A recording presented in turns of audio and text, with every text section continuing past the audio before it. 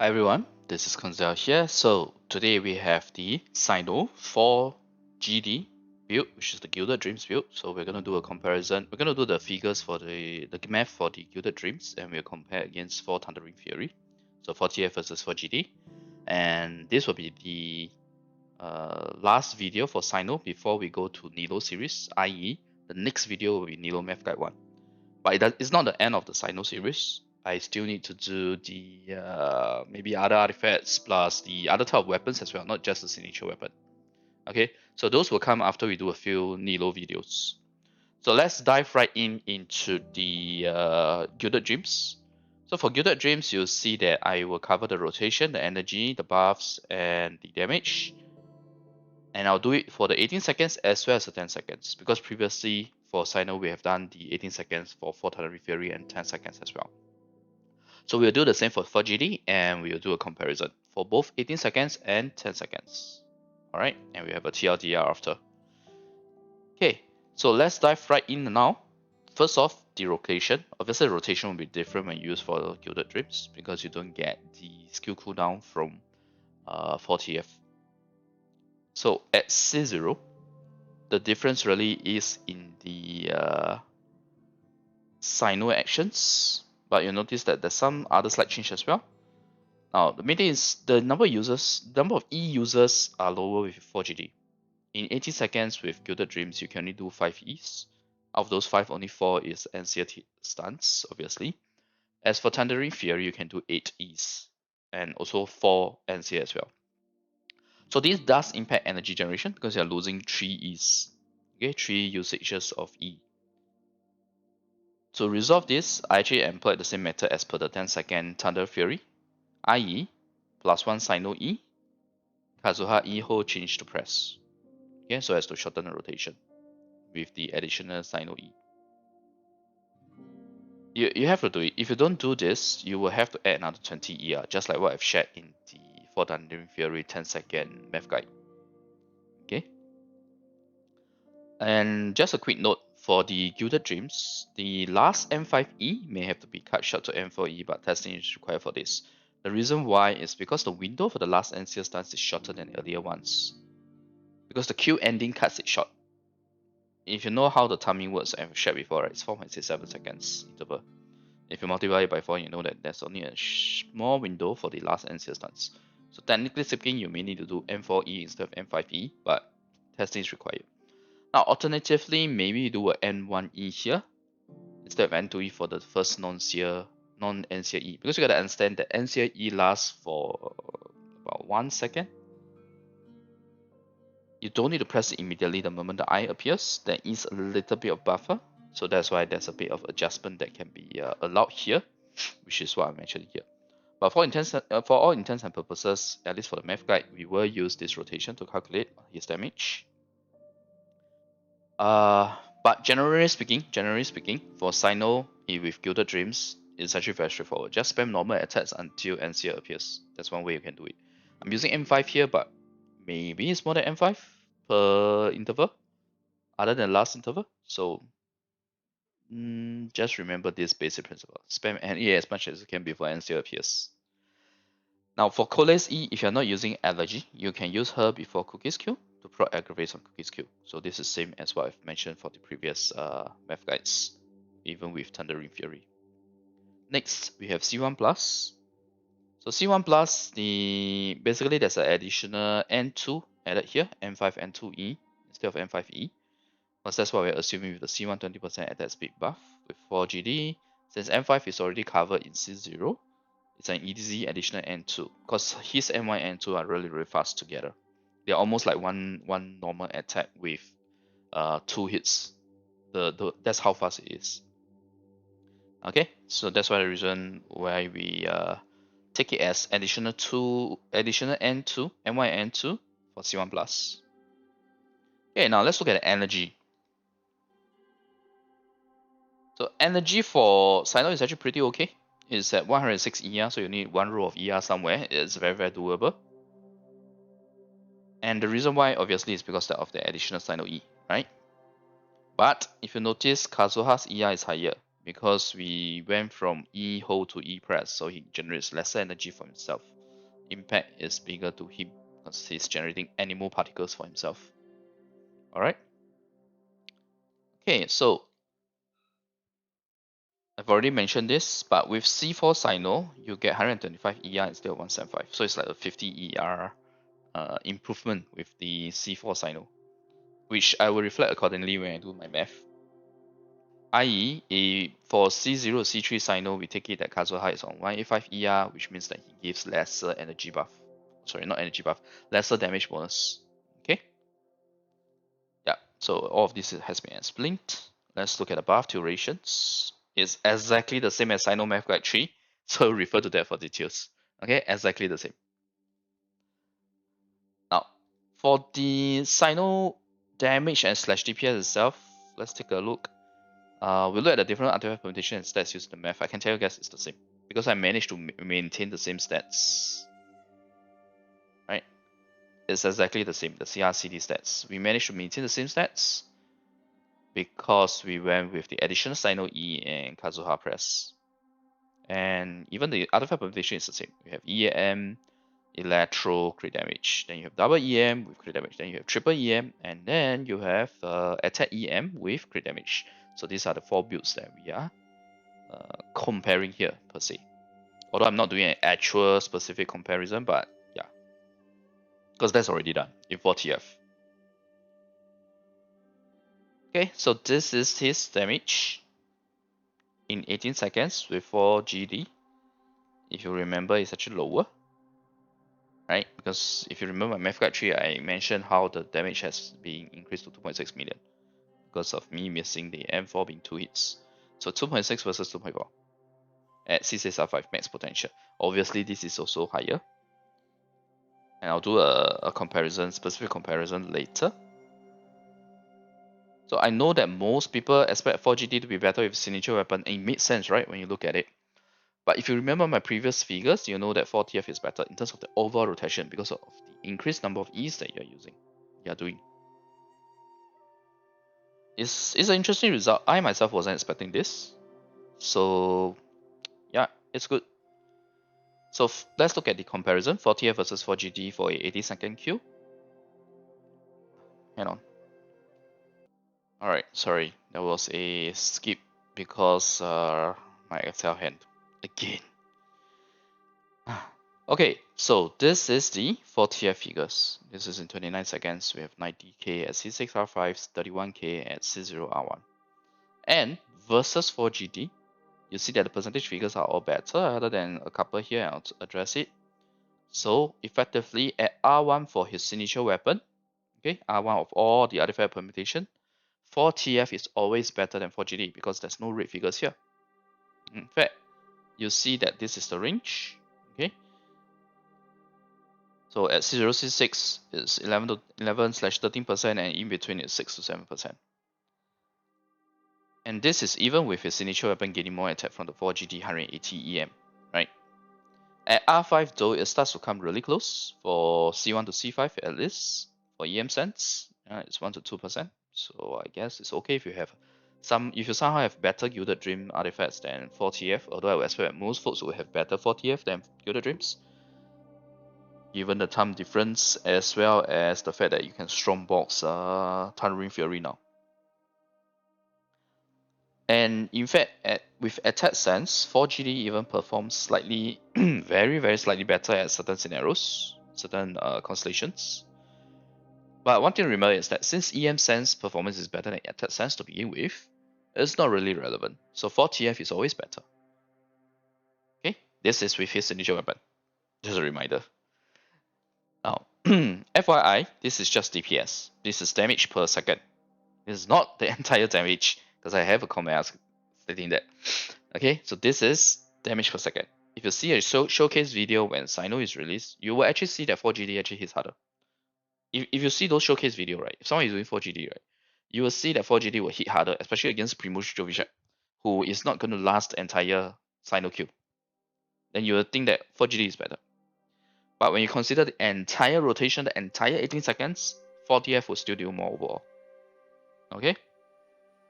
So it's whether you want to see harder figures or you want to have actual higher damage throughout the entire rotation. Now, it's not surprising to me because 40F gives you 3 extra E usage, which is really nice, and it's AoE, there's more energy, and 15% damage bonus is quite impactful from the 4 Tighnari Fury when Cyno doesn't have that much damage bonus, even with C2. Okay, I just need to do a note here. You need a lot of damage bonuses for damage bonus to diminish enough that attack is better. We are talking about, let's say, if you want to talk about using damage goblet versus attack goblet, you need a lot of damage bonuses for attack goblet to actually be better than damage goblet. Okay? Or whatever means that is other than attack. I can tell you C2's 50% plus whatever he has right now is nowhere near enough. Okay? Even with the goblet added. So forget about the diminishing damage bonus. Then 15% is awesome. Now, recommendation only for Mega Wheels. I want to say this because Mega Wheels might think that if you have R5 weapon, right, it's better for you to use 4GD, right? So let me just quickly state this. For 4TF, you only need 260 EM from your artifacts, including the EM sense, or whatever artifact bonus that you have, but with 4TF you wouldn't have, right? Plus, EM team buffs, even if they only last the first 6 seconds of Cyno's Q, to allow 4TF to outperform 4GD. Okay? So what I'm trying to say here is that when you use EM sense, plus a little bit more EM from the base rolls, from artifacts, plus EM team buffs, is already enough to outperform 4GD. If you get even more EM, it will be even better. I.e., let's say if you have R5 allergy, it will be even better. Because I only have R1 allergy. So my math is with R1 allergy. If you have R5 allergy, this percentage figure will be even bigger. So if you're a Mega Wheel, I do advise for you to go for 4-tier Tighnari Fury 2. Okay? Now, the difference between 4GD and 4TF should be closer when you reduce the Q duration, right? Because the number of E's difference is smaller. It's a matter of 4E in TF versus 3E in GD. So let's look at the 10-second Q for 4GD next. First, we look at the energy. You'll see now that Cyno does need ER because I can't optimize it any further. Like we already did some type of optimization by adding a Cyno E and reducing our Kazuha from hold to press so as to maintain the same, more or less maintain the same amount of duration for the rotation. But now we will have to have higher ER. I'm sorry, but that's the case. You need about 130 ER. Okay, 130 ER for Cyno. And Kazuha needs even more ER now because you have even lesser E's from Cyno, right? 3 E's only, as well compared to 5 during the queue. So now Kazuha needs 190 ER, and with C4 Cyno, it's about 135 for him. So yeah, there are energy issues that start to surface when you use 4GD or with a 10-second Q duration. Alright? And by the way, not just Kazuha, even Kolei's ER is increased by quite significantly. Quite a significant amount. It's 195 ER. So, yep, like I said, unfortunately, your ER has to go from 106 to 130 ER if you use 4GD, from going from 18 seconds Q to 10 seconds Q.